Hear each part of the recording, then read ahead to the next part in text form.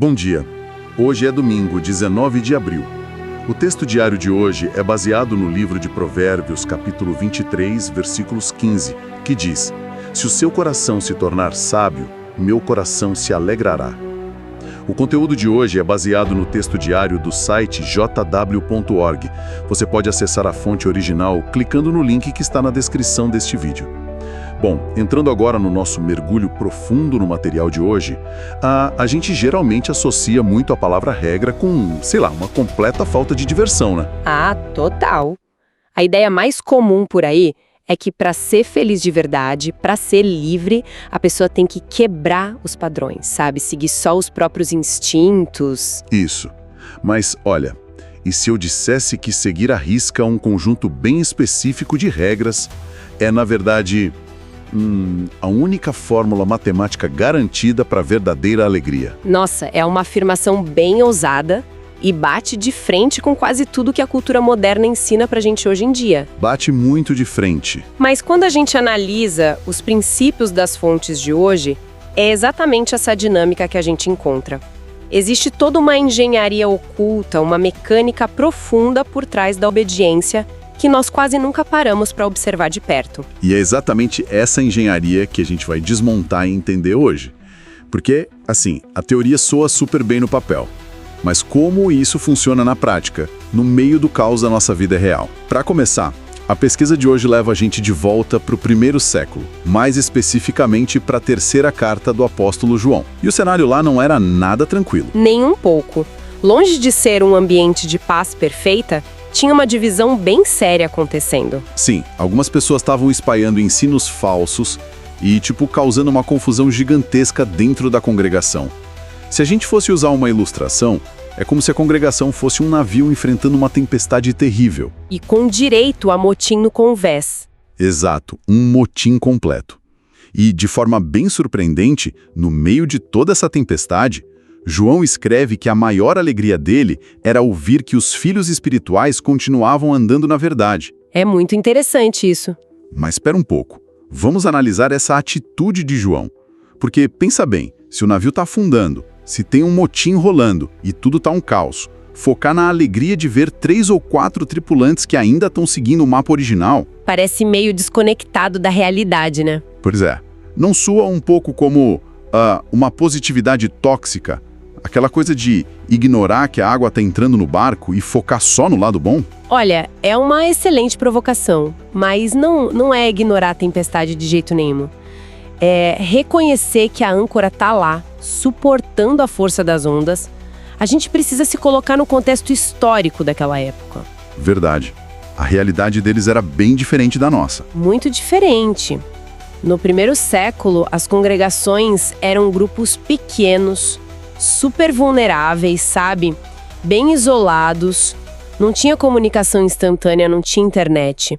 Um apóstolo como João ficava meses sem nenhuma notícia de uma determinada região. Nossa, meses sem saber de nada? Sim, e quando ele finalmente recebia um relato, saber que o ensino falso estava se espalhando deveria ser, assim, devastador para ele. Mas descobri que apesar de toda aquela pressão cultural, da confusão interna, alguns irmãos mantinham a lealdade intacta. Isso mudava tudo. Mudava. Não era um otimismo cego ou ingênuo da parte dele. Era um alívio profundo, visceral mesmo. A alegria dele vinha de constatar que o amor a Deus e a firmeza na verdade eram mais fortes do que a influência daquele grupo dissidente. Entendi. Então tem uma diferença enorme entre fingir que está tudo bem e celebrar aquilo que de fato resiste ao teste, né? Exatamente. É a lealdade sendo provada no fogo e saindo inteira do outro lado. E a nossa análise avança expandindo essa ideia de um jeito fascinante, porque conecta essa alegria humana do apóstolo João com a alegria do próprio Criador, citando lá Provérbios 27:11. Mas aqui entra uma dúvida filosófica que eu acho bem importante. Qual seria? Bom, Jeová é o soberano absoluto do universo. Ele é infinito, completo em si mesmo. Por que as escolhas invisíveis de seres humanos imperfeitos, vivendo num planeta minúsculo, afetam o estado emocional dele? É uma pergunta super profunda. Por que o Criador precisaria da nossa sabedoria para alegrar o coração dele? Sabe, essa sem dúvida a grande beleza do nosso mergulho hoje. Deus não precisa no sentido de ter uma falha, uma insegurança ou, sei lá, um vazio cósmico que dependa da gente para ser preenchido. Tá, faz sentido. Mas aí entra a própria natureza da qualidade principal dele, que é o amor. O amor autêntico, por definição, exige vulnerabilidade. Ao criar seres inteligentes com livre-arbítrio, Jeová permitiu que as criaturas tivessem a capacidade real de escolher amar a ele ou rejeitar a ele. Sim, ele não programou robôs para obedecerem de forma mecânica uma série de códigos. Exato, porque a lealdade ou o amor de um robô não tem valor intrínseco nenhum, é só uma programação rodando ali. Não tem sentimento. Nenhuma escolha real. Então, quando um ser humano, vivendo num mundo que é completamente dominado pelo caos, cercado por uma mentalidade super egoísta e influenciado por toda essa rebelião espiritual de Satanás, Uma pressão constante. e aí esse ser humano usa o livre-arbítrio para dizer que escolhe o caminho de Deus, que escolhe a sabedoria dele, nossa, isso tem um peso cósmico gigantesco. Valida de forma inegável a forma amorosa como Jeová governa, né? Perfeito. Mostra que o amor dele atrai uma lealdade verdadeira, que não é baseada em força, em medo ou coerção. Então o coração dele se alegra não por uma necessidade vaidosa, mas pela alegria pura de um pai que vê o filho analisar o mundo ao redor e escolher um caminho seguro. Rejeitando as ilusões. É uma inversão total daquela imagem caricata, bem punitiva, de um vigilante cósmico, sabe? Aquele que tá só esperando com uma prancheta na mão para ver alguém errar e mandar um raio de castigo. Totalmente. Muda a premissa inteira do universo. Transforma um relacionamento que o mundo baseia no medo num relacionamento firmemente construído em cima do afeto mútuo e da confiança. Mas é justamente aí que as coisas ficam um pouco mais complicadas para o nosso dia a dia moderno. Quando a gente olha para as cartas de João, lá em 1 João 5.3, a gente lê que o amor a Deus significa, na prática, obedecer aos mandamentos dele. E o texto faz questão de frisar que esses mandamentos não são pesados. Sim, é um detalhe crucial. Só que sejamos bem honestos, a palavra obediência carrega um peso terrível hoje em dia. Ela é imediatamente associada à perda de autonomia. Se alguém disser publicamente que segue regras rígidas, a resposta instintiva da maioria das pessoas é nossa, que prisão, liberte-se dessas amarras. A gente ouve muito isso. Como a gente consegue desatar esse nó psicológico que a sociedade moderna criou em torno da ideia de obediência? Especialmente para alguém que está começando a estudar a Bíblia agora. Nós temos que olhar de forma crítica para a verdadeira função das regras divinas. A sociedade vende para a gente uma ilusão muito sedutora de que a liberdade absoluta, aquele lance de viver sem limites, é o estado ideal. O famoso faz o que você quiser. Isso. Mas a ciência comportamental e a simples observação do dia a dia mostram pra gente que isso frequentemente leva à paralisia e a um profundo sofrimento emocional. Em vez de pensar na obediência como os muros de uma cela de prisão, a gente deveria pensar nela como os guarda-reios. Guarda-reios? Sabe aquelas muretas de proteção de aço que são construídas nas beiradas de uma estrada no alto de uma montanha? Aquelas estradas tortuosas, bem estreitas e super perigosas. Exatamente essas. Como seria a experiência de um motorista dirigindo por uma estrada dessas, de madrugada, sem nenhuma proteção na beirada do abismo? Nossa, seria um pesadelo absoluto. Qualquer motorista ia estar suando frio, segurando o volante com toda a força, indo a 10 km por hora, totalmente paralisado de medo de que, um erro de 1 milímetro causasse uma queda fatal. E é aí que tá a sacada. A ausência da restrição física, ou seja, a falta do guarda-rail, não dá mais liberdade para quem está dirigindo. Pelo contrário. Escraviza a pessoa ao medo constante. Exato. Consome toda a capacidade mental da pessoa. Agora, se a gente colocar uma mureta de aço indestrutível ali, de repente o motorista pode relaxar a postura, pode acelerar para uma velocidade normal, ele pode até admirar a paisagem da montanha. Que mudança de perspectiva. Pois é. O guarda-rail, que tecnicamente é uma barreira bem rígida, que restringe para onde o carro pode ir, acaba sendo a exata estrutura que fornece a verdadeira liberdade para aproveitar a viagem. Os mandamentos de Jeová operam exatamente debaixo desse mesmo mecanismo invisível. Eles são as barreiras de proteção estabelecidas por quem desenhou a complexidade da nossa mente e do nosso corpo. Olha, isso faz um sentido tremendo. E também é sobre eliminar aquela sobrecarga da fadiga de decisão moral, né?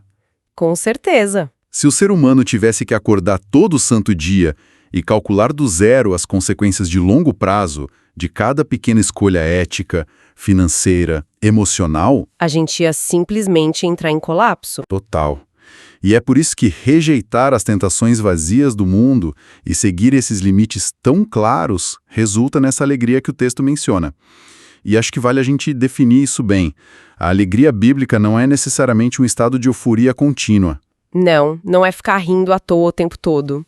Muitas vezes, a alegria profunda é aquela paz sólida de não ter a mente atormentada pelo peso do arrependimento crônico. É não ver relacionamentos preciosos destruídos por um impulso bobo momentâneo. É a liberdade libertadora da estrada protegida. Muito bem colocado. E aqui entra um elemento na pesquisa de hoje que leva essa conversa assim, para um nível cósmico, mas que é a mais pura e literal realidade bíblica. Em Lucas, capítulo 15, versículo 10, a gente lê sobre a reação em cadeia que acontece em outros domínios de existência quando a gente escolhe permanecer nessa estrada protegida. O texto afirma que os anjos se alegram. É de arrepiar. Mas vamos desempacotar o porquê disso. Por que seres celestiais de um poder tão imenso, que habitam lá na presença direta de Deus, que operam numa dimensão de inteligência absoluta, por que eles iam se importar minimamente com um funcionário comum num escritório qualquer numa terça-feira à tarde que decide no silêncio da mesa dele não participar de uma fofoca maldosa? Por que eles iam ligar pra isso, né? Ou alguém que decide ser perfeitamente honesto num relatório que, sinceramente, ninguém nem vai revisar? Olha, essa é talvez uma das reflexões mais comoventes que a gente pode tirar desse estudo hoje. Pensa na profunda empatia e na posição muito singular de observadores que os anjos ocupam. Eles não têm corpos físicos de carne e osso como a gente. Eles não sentem a nossa dor física. Não conhecem aquela exaustão física pesada que nós sentimos no final de um longo dia de trabalho. Não precisam lidar com flutuações hormonais ou com doenças que vão minando silenciosamente a nossa energia. Eles vivem um ambiente de absoluta harmonia, mas eles observam a gente constantemente. É como se eles assistissem de camarote à nossa luta diária no meio das pressões desse sistema. Exatamente, eles acompanham cada ato do drama da humanidade. Eles conseguem ver a pressão imensa e muitas vezes totalmente invisível que o mundo e a nossa própria imperfeição colocam sobre cada pessoa. E quando eles veem o ser humano, que é por natureza tão frágil, talvez cansado, lutando com dúvidas internas, parar ali diante de uma encruzilhada moral e deliberadamente escolher a lealdade a Jeová... Nossa, isso deve ser gigante para eles. É um espetáculo formidável de fé. É a prova viva do poder do amor de Deus. Então, é como se cada pequena decisão correta que alguém faz lá no anonimato mais absoluto da rotina fosse, na verdade, um golpe poderoso contra o sistema de Satanás. Sim, e uma evidência irrefutável apresentada na Corte Universal a favor da soberania de Jeová. Caramba! A mais pura verdade. A obediência nunca é só um evento isolado ou solitário. A gente tende a achar que as nossas lutas privadas são triviais, sabe? Invisíveis. Mas a realidade é que elas estão rolando debaixo dos holofotes no palco mais importante de todo o universo. É de explodir a cabeça pensar nisso. A alegria dos anjos não é só uma peninha, tipo, coitados. É o reconhecimento profundo do valor absurdo de uma integridade humana que não cede, mesmo debaixo de uma pressão inimaginável. Certo. Então, seguindo esse raciocínio, se as escolhas morais mais privadas têm a capacidade de causar uma festa literal no domínio espiritual, o que acontece quando o resultado dessas escolhas transborda para o nosso mundo físico? Como essa consistência em fazer o certo afeta a pessoa de carne e osso que está ali sentada do nosso lado na congregação? O impacto é imediato, é visível e funciona como um baita multiplicador de forças. O apóstolo Paulo captou e registrou essa mecânica perfeitamente lá em 2 Tessalonicenses capítulo 1, versículo 4. Ah, sim, quando ele fala das perseguições. Isso. Ele menciona que se orgulhava e se alegrava enormemente ao falar da perseverança e da fé inquebrável dos irmãos diante de pressões severas. Sabe, a gente tem a mania de pensar que encorajar alguém de verdade exige grandes discursos públicos, né? Palavras milimetricamente escolhidas ou um conselho super brilhante. Mas a realidade prática é que, muitas vezes, o encorajamento mais potente é puramente visual. Exato. É o exemplo ali calado. É a transmissão silenciosa de força através da atitude. E para entender a mecânica disso, vamos a uma ilustração bem clássica, mas super precisa. Imagina uma maratona. Não uma daquelas corridas rápidas de 100 metros. Não, tem que ser aquela prova exaustiva, brutal, de 42 quilômetros debaixo do sol escaldante. Bem isso. Onde inevitavelmente chega aquele momento dramático, lá pelo quilômetro 30, onde cada fibra do seu corpo começa a implorar para você parar de correr. Simplesmente abandonar a prova. Isso mesmo. E aí, bem no auge dessa exaustão terrível, esse corredor olha para o lado e vê um outro maratonista. Alguém que também está encharcado de suor, também lidando com a mesma dor absurda, talvez até mancando um pouco. Mas essa pessoa não para. Ela continua, com obstinação, colocando um pé na frente do outro. E o que acontece na estrutura psicológica de quem está assistindo a isso naquele exato momento de quase desistência? A pessoa ganha o combustível mental imediato, né? Que parece brotar do nada. Ver a resiliência do outro desativa na hora a sua própria desculpa interna para desistir. É um choque de realidade absoluto de que a resistência ainda é possível. Esse é, na essência, o poder incalculável da comunidade cristã, da nossa união. Nós somos esses corredores alinhados ali na pista. Esse sistema atual é a maratona mais exaustiva possível, desenhada com precisão para minar nossa energia todo dia. Sugar a nossa resiliência espiritual. Exato.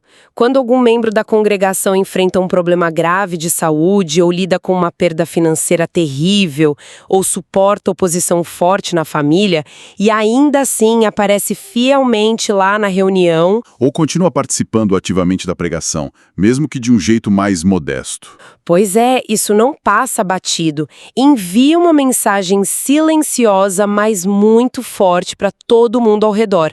Vale a pena continuar correndo. É possível suportar. Em outras palavras, a gente se torna a evidência empírica e viva, uns para os outros, de que aquele guardrail que a gente falou antes realmente funciona.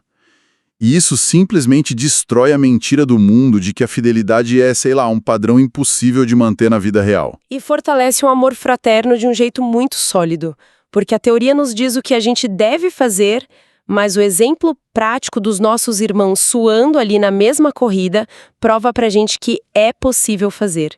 A fidelidade de um se torna literalmente a âncora do outro. Lembra daquela âncora da verdade que causou tanta alegria no apóstolo João lá no primeiro século turbulento? Sim, é a mesma coisa. Ela continua operando hoje exatamente com a mesma força através do nosso exemplo mútuo de resistência. Mas olha, tem uma diferença fundamental entre essa nossa maratona da vida cristã e uma corrida atlética qualquer. Uma maratona normal, por mais difícil e sofrida que seja, acaba depois de algumas horas, né? Você cruza a linha e pronto. Mas a nossa perseverança espiritual muitas vezes exige décadas ininterruptas de resistência. E isso obriga a gente a encarar uma questão vital sobre a nossa perspectiva de longo prazo. Como a mente humana consegue manter essa tenacidade toda e evitar o esgotamento moral quando a linha de chegada parece que fica se estendendo continuamente lá para o futuro? A resposta para evitar esse esgotamento está ancorada na própria natureza inabalável da nossa esperança. O artigo que guia nossa análise hoje conclui direcionando a gente para a visão ampla do fim desse sistema de coisas, do colapso inevitável do mundo estruturado por Satanás. A grande linha de chegada. Exato. A alegria de observar as regras de proteção hoje sustenta a gente e nos mantém inteiros, claro, mas existe uma camada incrivelmente mais profunda de alegria que está reservada para o futuro. É a antecipação de poder olhar para trás num momento em que toda a dor e injustiça desse mundo tiverem sido erradicadas, e ter a plena consciência de que nós nunca abrimos mão da nossa integridade. É a enorme diferença entre buscar aquele alívio imediato, mas temporário, de simplesmente pular fora da pista e ceder à pressão, contra a satisfação permanente, eterna mesmo, de cruzar a verdadeira linha de chegada com a honra intacta. Sem dúvida, o alívio de ceder a uma tentação é sempre instantâneo, né? Mas ele também é sempre ilusório e subpassageiro, e como a gente bem sabe, quase sempre vem com uma carga bem pesada de consequências colaterais. O famoso arrependimento crônico que a gente comentou. Isso. A alegria da fidelidade genuína, por outro lado, exige muita paciência, exige disciplina e, muitas vezes, uma resistência firme agora. Mas ela resulta numa recompensa definitiva. Saber com certeza absoluta que a gente manteve nosso amor por Jeová inabalável até o fim do sistema nos dá uma perspectiva tão clara que torna qualquer sacrifício temporário algo muito pequeno em comparação. Bom, montando agora todas as peças do que a gente analisou hoje, dá para ver como a lógica fecha de um jeito perfeito. A gente abriu essa nossa conversa questionando a noção de regras e obediência. Coisas que o mundo sempre pinta com tons bem cinzas, opressivos, restritivos. Sim, a ideia da prisão, né? Mas ao desconstruir isso com cuidado, nós descobrimos uma realidade completamente diferente. Vimos que a obediência não é uma prisão. Ela é a mureta de proteção amorosamente projetada para nos salvar do abismo das péssimas escolhas e do esgotamento. É o nosso guarda-reio. E também o combustível psicológico que encoraja silenciosamente os nossos irmãos quando eles estão perto de esgotar as forças na corrida.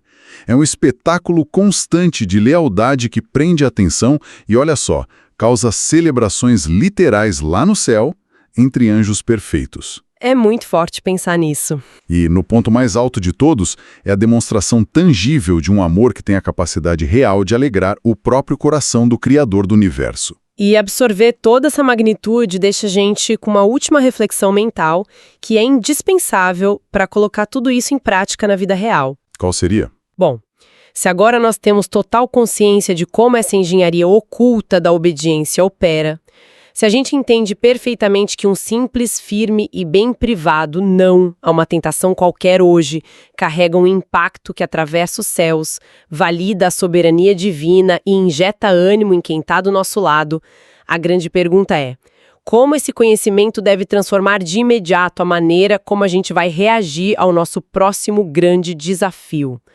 Quando a exaustão normal e as pressões baterem na nossa porta amanhã, será que nós vamos ser capazes de lembrar da magnitude de quem está assistindo a nossa corrida e de quem está torcendo de verdade por nós? Olha, essa é a verdadeira mudança de paradigma. A gente percebe que não se trata mais só sobre cumprir mecanicamente uma regrinha religiosa. É sobre finalmente entender e assumir o nosso lugar ativo num quadro imenso e universal de amor e lealdade a Deus. E é com essa perspectiva profundamente transformadora em mente que nós encerramos o nosso mergulho profundo de hoje pelas fontes apresentadas. Esse estudo é com base no site jw.org, retirado da Sentinela de Estudo, edição W24.11, página 12, parágrafos 17 e 18. Se você gostou deste conteúdo, deixe seu like e se inscreva no canal para acompanhar o texto diário todos os dias. Que Jeová abençoe seu dia. Até a próxima!